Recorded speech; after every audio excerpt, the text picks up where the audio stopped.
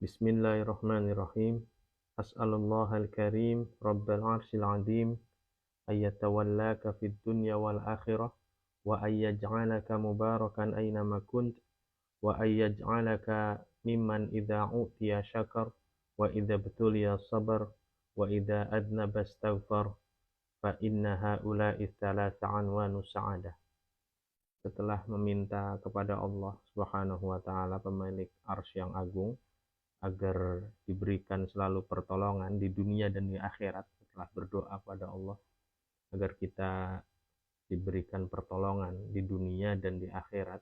Terus kemudian Syekh berdoa lagi menjelaskan kepada kita supaya kita semua dijadikan berkah dimanapun kita berada, ya. Jangan sampai keberadaan kita itu menjadi malah musibah dimanapun kita berada.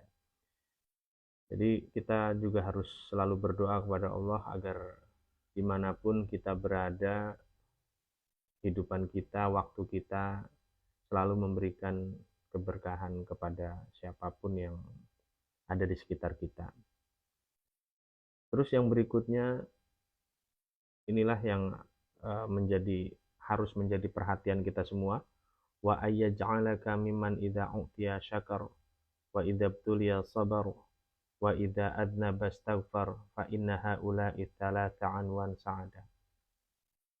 Agar Allah menjadikan kita berdoa ya kepada Allah Subhanahu wa taala agar Allah menjadikan kita termasuk orang yang apabila diberi bersyukur. Terus kemudian juga termasuk orang yang apabila ditimpa ujian, apabila diberikan ujian itu bersabar, dan termasuk orang yang apabila melakukan satu perbuatan dosa segera beristighfar. Maka sesungguhnya 3 tanda ini, alamat ini adalah salah satu dari jenis kebahagiaan, atau 3 ini adalah salah satu daripada kebahagiaan, dan kita harus memilikinya, tanda kebahagiaan tersebut. Yang pertama adalah ketika diberikan bersyukur. Ya tentu kita tahu ya bahwa kalau orang diberikan sesuatu berapapun jumlahnya atau dia punya uang yang sangat banyak, apabila dia tidak mensyukuri nikmat yang Allah berikan, maka nilai harta itu tidak akan ada nilainya. Kenapa? Karena dia tidak bersyukur. Itu jadi tolak ukur. Jadi kebahagiaan itu bukan banyak atau sedikitnya harta yang kita miliki, tapi adalah sebanyak apa kita mensyukuri harta yang ada pada diri kita, ataupun selain harta apalah itu yang kita miliki semuanya, keluarga, terus kemudian kesehatan, itu juga harus kita syukuri. Ya kan, nggak harus bentuknya, nggak harus harta ya untuk bersyukur. Termasuk kesehatan juga kan kita sangat syukuri. Terus juga ilmu juga sama kita syukuri juga. Tapi sebanyak apapun yang dimiliki oleh seseorang, jumlah atau benda atau nilai, tapi tidak dibarengi dengan rasa syukur berterima kasih kepada Allah yang Allah berikan dari semua karunia-Nya, maka tidak akan bahagia.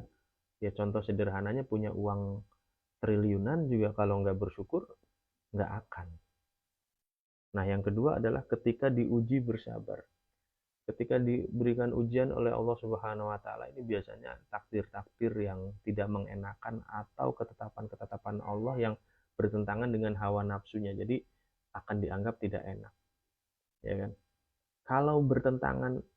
Kalau sesuai dengan hawa nafsunya, sesuai dengan keinginannya, sesuai dengan cita-citanya, yaitu namanya terkadang bukan ujian. Kadang ujian itu adalah satu hal yang tidak mengenakan. Isinya adalah makarih. Makarih itu hal-hal yang tidak enak, tidak disukai, tidak disenangi. Nah, terkadang itu ada dalam kehidupan kita sebagai salah satu bentuk ujian.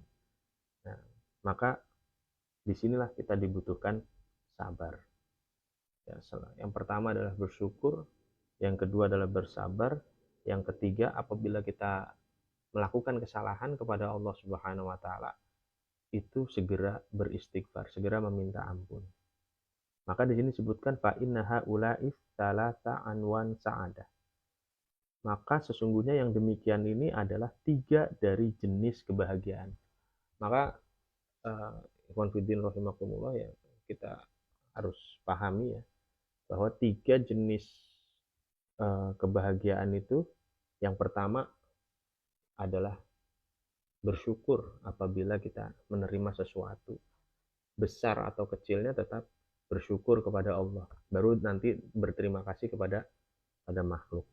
Yang kedua, bersabar atas apa-apa yang menimpa kita, ya, dari puncak sebuah makarih, yaitu hal-hal yang tidak kita inginkan atau hal-hal yang kita benci, harus kita bersabar dari ketetapan-ketetapan Allah yang diberikan kepada kita.